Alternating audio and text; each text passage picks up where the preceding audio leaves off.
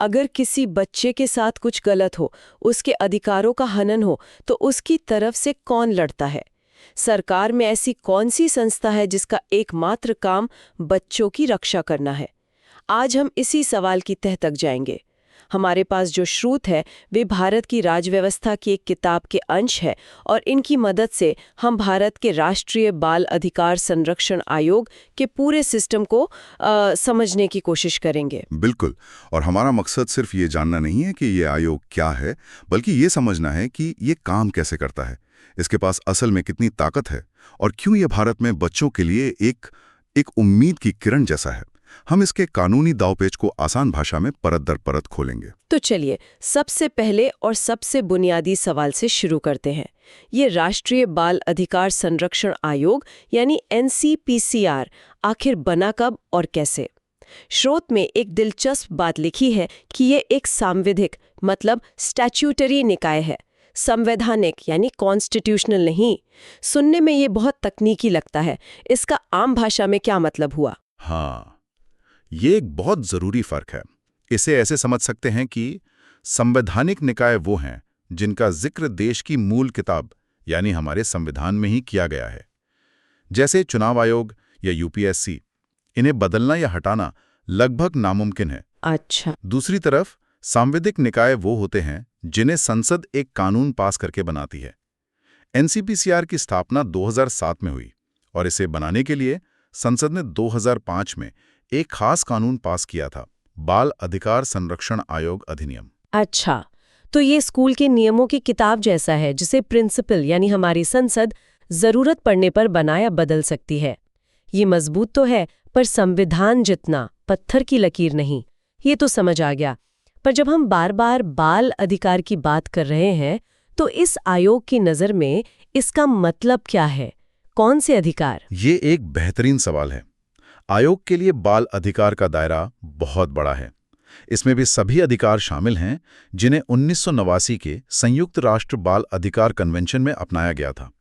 भारत ने भी 1992 में इस पर अपनी सहमति दी और इसे माना। अच्छा। इस अंतर्राष्ट्रीय समझौते की सबसे खास बात यह है कि ये साफ तौर पर कहता है कि 18 साल से कम उम्र का हर इंसान एक बच्चा है और उसके कुछ खास अधिकार हैं। जीने का अधिकार, सुरक्षा का अधिकार, विकास का अधिकार और भागीदारी का अधिकार। बिल्कुल। तो आयोग का मुख्य काम एक तरह से ये देखना है कि देश में बनने वाला हर कानून, हर सरकारी नीति बच्चों के इन अंतर्राष्ट्रीय स्तर पर माने गए अधिकारों का सम्मान करे। एकदम सही। इसका काम एक पहरेदार जैसा है जो ये सुनिश्चित करता है कि बच्चों के हितों को किसी भी कीमत पर नजरअंदाज न किया जाए। वाह, तो ये कोई मामूली कमेटी नहीं है। मेरे मन में अब ये सवाल आ रहा है कि आखिर इस इतनी जरूरी संस्था को चलाने वाले लोग कौन होते हैं? क्या कोई भी इसका सदस्य बन सकता है या इसके लिए कोई खास योग्यता चाहिए? नहीं, कोई भी नहीं बन सकता।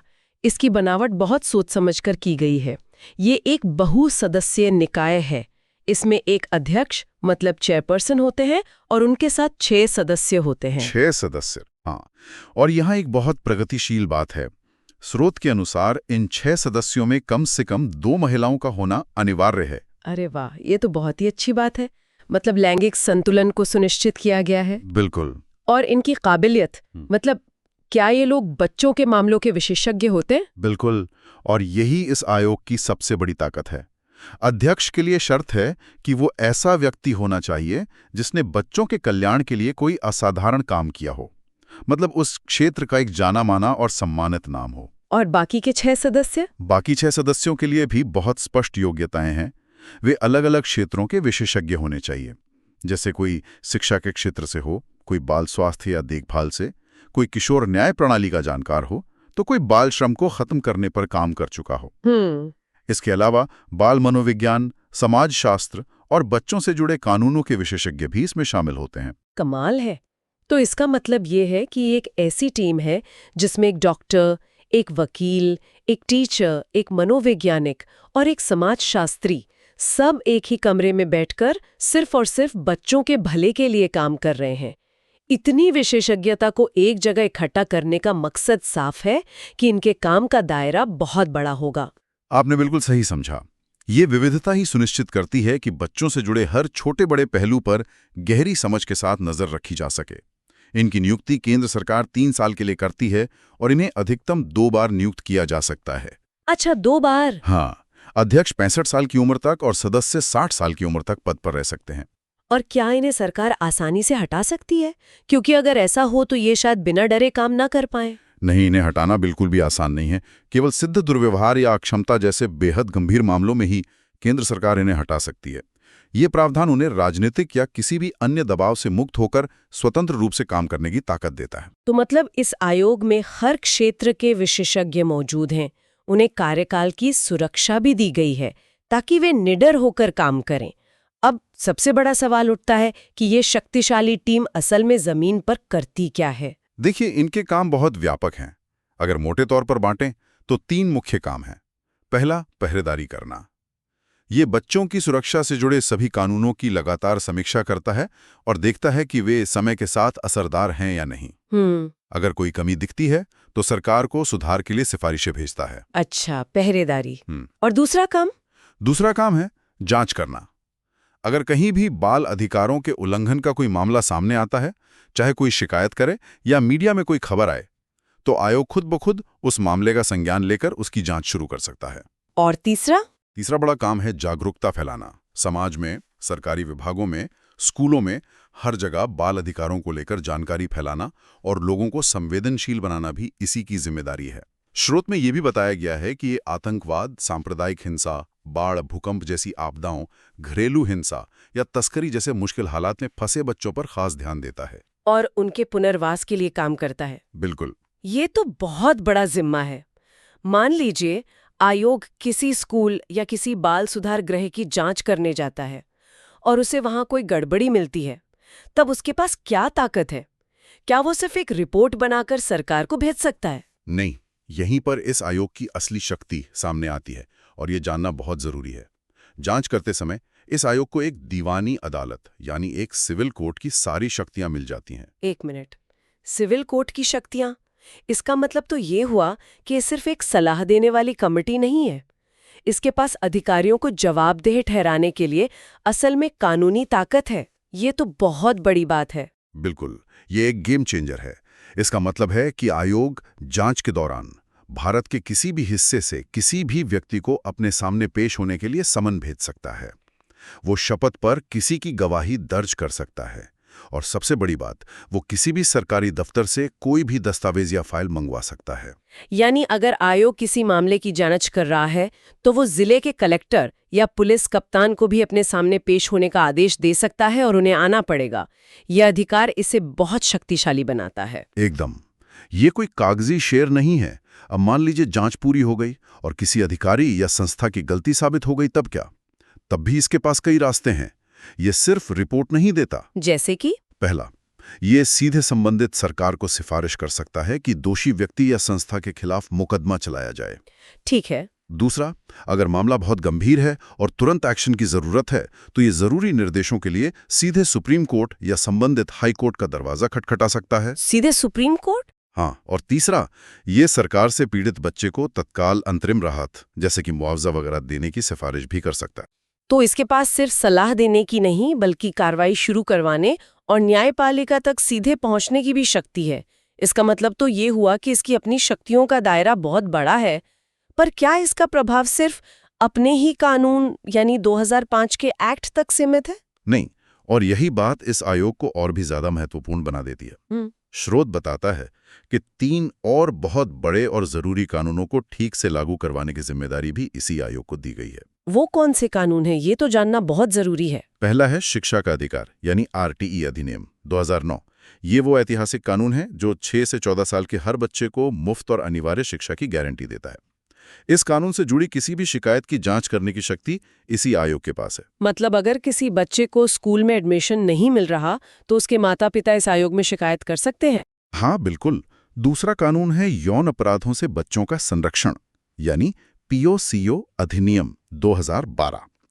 ये कानून बच्चों को यौन शोषण से बचाने वाला एक बहुत ही सख्त और संवेदनशील कानून है।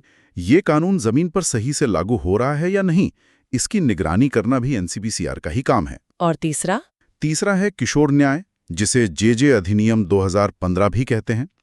ये कानून उन बच्चों से जुड़ा है जो या तो कानून के साथ संघर्ष में हैं, मतलब जिन्होंने कोई अपराध किया है, या फिर जिन्हें देखभाल और सुरक्षा की जरूरत है, जैसे अनाथ या बेघर बच्चे।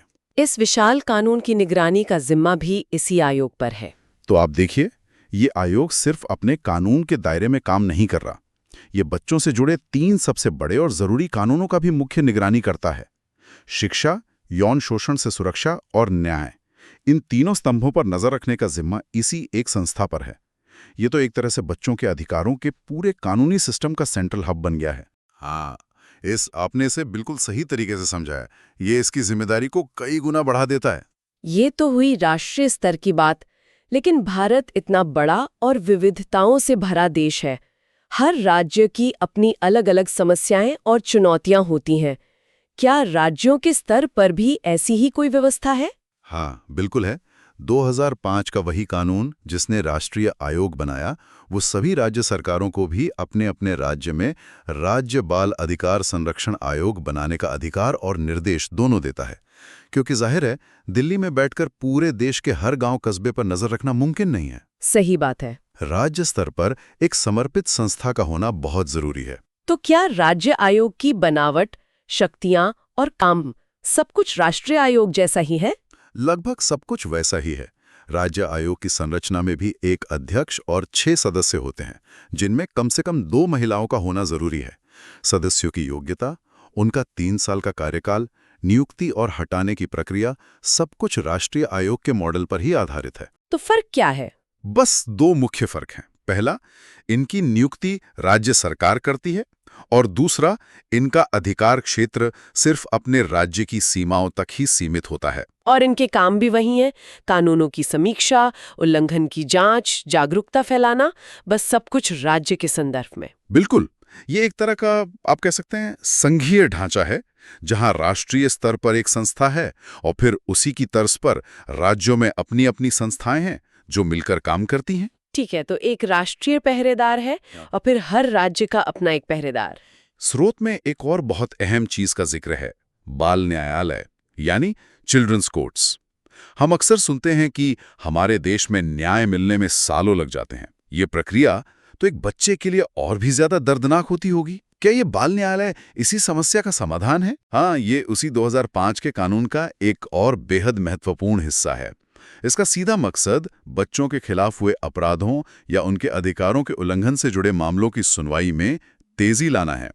बच्चों को एक सामान्य भीड़-भाड़ वाली अदालत के तनावपूर्ण माहौल से बचाना और उन्हें एक संवेदनशील माहौल में जल्दी न्याय दिलाना ही इसका लक्ष्य है। तो मतलब अगर किसी बच्चे के साथ कोई अपराध होता है, तो उसका केस किसी आम कोर्ट में सालों तक नहीं अटकेगा, बल्कि एक खास जज के सामने जल्दी सुना जाएगा।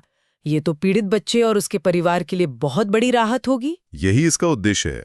कानून कहता है कि राज्य सरकार अपने राज्य के हाईकोर्ट के मुख्य न्यायाधीश की सलाह से हर जिले में एक मौजूदा सत्र न्यायालय, मतलब कोर्ट ऑफ सेशन, को बाल न्यायालय के रूप में नामित कर सकती है। हर जिले में? हाँ, हर जिले में। और इसके लिए एक विशेष सरकारी वकील भी नियुक्त किया जाता है, जिससे बच्चों के मामलों में कम से कम 7 साल का अनुभव हो, ताकि मामलों को प्रभावी ढंग से और संवेदनशीलता के साथ आगे बढ़ाया जा सके। तो आज की हमारी इस पूरी चर्चा से ये साफ है कि भारत में बच्चों के अधिकारों की रक्षा के लिए कागज पर एक बहुत ही मजबूत, विस्तृत और शक्तिशाली सिस्टम मौजूद है। राष्ट्रीय स्तर पर NCPCR, फिर हर राज्य में उसका अपना आयोग और फिर जिला स्तर पर मामलों की तेज सुनवाई के लिए विशेष बाल न्यायालय। बिल्कुल, ये एक बहुस्तरीय सुरक्षा कवच है। अब देखिए, इन आयोगों के पास जांच करने की सिविल कोर्ट वाली शक्तियां हैं। वे सरकार को सिफारिशें कर सकते हैं और जरूरत पड़ने पर न्यायपालिका तक सीधे पहुंचने का भी अधिकार रखते हैं। ये एक बहुत व्यापक निगरानी तंत्र है जो बच्चों को लगभग हर तरह के खतरे से बचाने के लिए बनाया गया है। ये सब कागज पर तो बहुत शक्तिशाली लगता है। सिविल कोर्ट की ताकत, सुप्रीम कोर्ट जाने का अधिकार, शिक्षा से लेकर यौन शोषण तक हर कानून की निगरानी। इस पूरी जानकारी के बाद एक सवाल जो दिमाग में आता है, और शायद हमारे सुनने वालों के भी, वो ये है कि इन व्यापक शक्तियों और विस्तृत कार्यों के बावजूद भारत जैसे विशाल और विविध देश में, जहां हर कोने में अलग चुनौतियां हैं, इन आयोगों को जमीनी स्तर पर अपने काम को प्रभावी ढंग से लागू करने में किस तरह की व्यवहारिक चुनौतियों का सामना करना पड़ता होगा? क्या सिर्फ कानून बना देना काफी है या असली लड़ाई उसे जमीन पर उतारने की है?